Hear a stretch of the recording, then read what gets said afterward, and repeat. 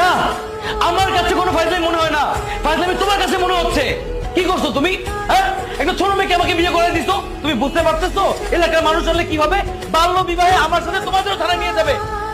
আমি আমার ডিসিশন জানিয়ে দিয়েছি, আমি এই মেয়ের সাথে সংসার করতে পারবো না। একে আমি আজকে ডিভোর্স দিব।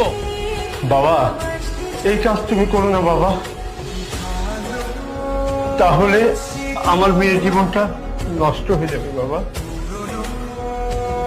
নষ্ট কথা বলছেন? এত অল্প বয়সে বিয়ে দিয়ে আপনি আপনার মেয়ের জীবনটা নষ্ট করে ফেলেছেন, সাথে আমার জীবনটাও শেষ হয়ে গেছে। বাবা, নিতুর বিয়ে আমি বাধ্য হয়ে দিয়েছি বাবা।